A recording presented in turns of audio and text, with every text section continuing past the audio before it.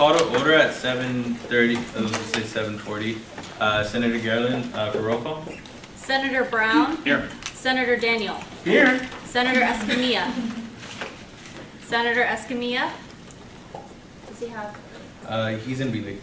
He's coming. Okay. Senator Garay. Here. Senator He. Here. Senator Hernandez. Here. Senator Jones. Senator Husto. He's absent. Absolutely. Senator Mondo. Here. Senator Prado. Senator Rosenberg. Here. Senator Taylor. Here. Senator Tees. Here. Senator Wong. Here. Senator Zisser. Here. That's 15 people. Yes. Okay, so need approval of the agenda. Senator Brown. Motion to approve the agenda. There's been a motion to approve tonight's agenda. Is there a second? Senator Mondo. Second. Second by Senator Mondo. Any discussion? Anyone opposed to approving tonight's agenda? Okay, tonight's agenda has been approved. Approval of last week's minutes. Senator Garland. Motion to approve last week's minutes. There's been a motion to approve last week's minutes. Is there a second? Senator Jones. Seconded by Senator Jones. Any discussion? Anyone opposed? Okay, last week's minutes have been approved. Okay, so we are now moving to our guest speaker, both who are here representing USSA, which is the United States Student Association. We have Shirag Bhakta, right? Yep. And Maxwell Love. Hey. So can we give them a round of applause, please? Senator Brown. Motion to extend. We have a presentation Oh, you have a for presentation. the AV. Is there any? That's what we're trying to figure out right now. Okay. Alright, so there's a motion to extend the guest speaker's time by 10 minutes. Is there a second? Senator Daniel. I second. Seconded by Senator Daniel. Any discussion? Anyone opposed? Okay, so you guys have 20 minutes. Split it amongst the two guardian. So we're going to talk a little bit about the state of higher education in our country today. But before we do that, we're going to introduce ourselves. My name is Maxwell Love. I'm the Vice President of the United States Student Association. I hail from the great, though not as great state as California of Wisconsin. And I'm really excited to be here at UC Merced. This is my first time doing a California kind of tour of different UC campuses. Been to Santa Barbara, UC Irvine, and I was in LA this weekend, and Santa Cruz, and now in Merced. So it's my first time at this campus, and it's been really interesting talking to folks and seeing the campus. It's very different than a lot of campuses I've been to, and I've really enjoyed my time here so far. So thanks for having us. Yeah, so my name's Chirag, and the West Coast is the Best Coast. National Field Associate for the United States Student Association. I was born and raised in California, in San Francisco actually, in the actual city, not just the Bay Area. City? San Francisco? Berkeley area. Berkeley? That's Close enough, I guess. Yeah, I actually went to school in the best university in the state, Cal State Fullerton, of course, right? Love for the CSUs. Yeah, I'm a West Coast organizer. Some of you may have seen me. I came here to present last year. We did a presentation earlier today. I know some of you folks in the crowd. So yeah, we're getting right started. So what is the United States Student Association? We are the oldest and largest national student organization. We amplify the student voice at the local, state, and national levels by building student power to win concrete victories on student issues. We are also very proud to be the only national organization working on education that represents students and actually has students who run the organization on the federal level. There is no other organization that can say they are student-run and student-led that's working on education in the entire country. So we want to start off with some questions because obviously I'm not from California, and I'd love to find out, what do you all think higher education is in our country today? Just shout out some answers.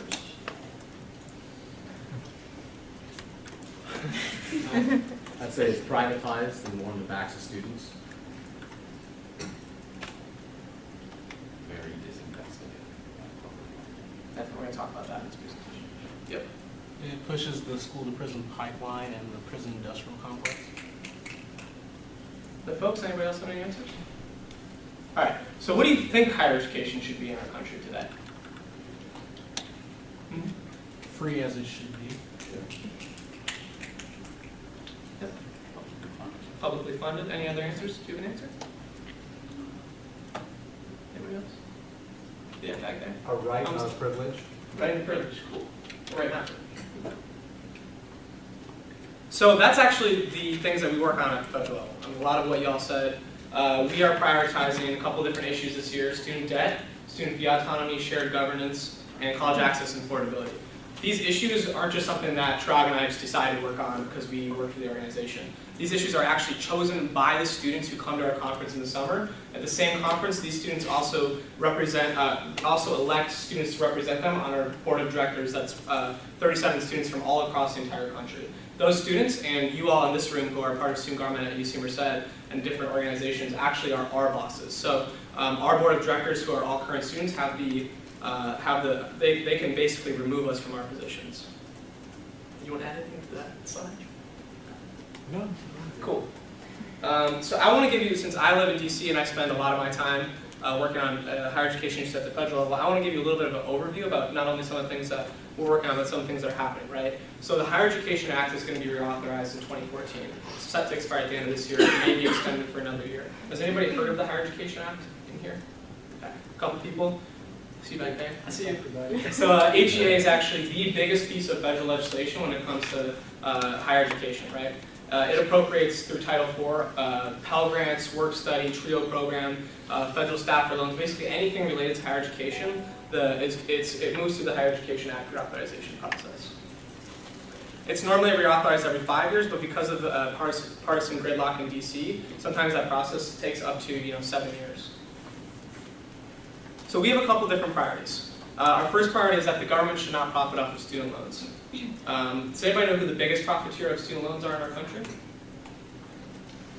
Jared. Sally Mae.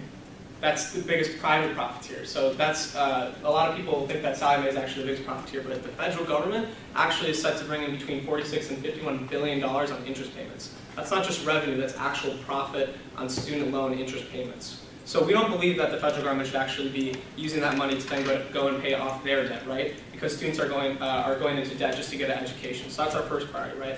Our second priority is that the Pell Grant should be sustainable. The Pell Grant is set to be cut $5 billion over the next 10 years, totaling a roughly $50 billion cut. We also believe that we should expand work study. We're looking at private-public partnerships to extend work study to local businesses, so there really just aren't enough jobs on campus to cover work study. Again, these priorities aren't things that we just thought up. These are things that our board of directors and our students at our summer congress actually decided to work on. Okay, I'm going to really quickly run through the president's plan for college access and affordability. Michelle Obama just announced that she's going to be working on higher education issues. Clearly, this is an issue that's really a big deal at the federal level. And President Obama and the administration have announced a plan that they want to move through the higher education process as well, Higher Education Act reauthorization process. It's 3 prongs. The first is a ratings prong, which is basically a way for the federal government to tie funding through the Higher Education Act to the ability of states and institutions being colleges, to work on college access and success, right? So they basically want to make sure that these institutions that get money from the federal government are actually graduating their students and that those students aren't being put into too much debt. And if anybody has any questions, feel free to stop me at any time. They also want to expand technological innovation through MOOCs, which are massive open online courses. They want to do some blended learning, 2-year law degrees, stuff like that, basically to reduce the cost of higher education.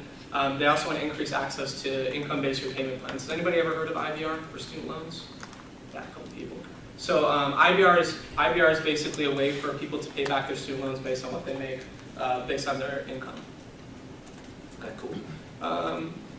So our legislative director, in addition to myself, we're based out of DC full-time. We're kind of the liaison between students and the White House, the Department of Ed, and Congress, right? So whenever students come to DC, we take them to actually meet face-to-face with their decision makers so that they can share their story with the people that make decisions about higher education. This is our ledge director right there on the right. He's an alum of UC Santa Cruz, Carlos Lowe. On the left is Anthony Hessel. He's a board member of ours from Arizona who actually came to DC for a week. Kyle set up meetings with different legislators that he could actually go to on both sides of the aisle so we could represent students at the federal level. All right, Sean's going to talk a little bit about some of our other work.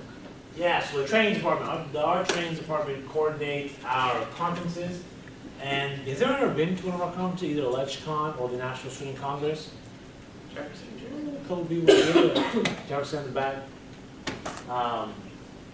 as well as our grassroots organizing weekend, or GROW as we like to call it, and electoral action training, or EAT as we like to call it.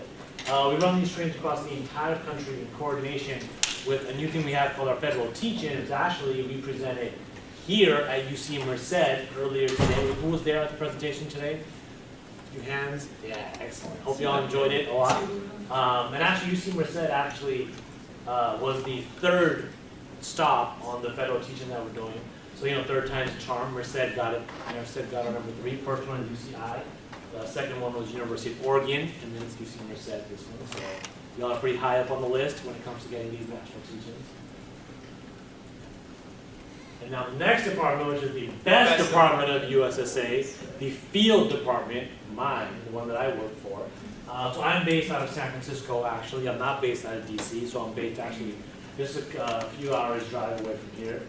This year we're planning on, one of the things is our national teaching on trans higher education.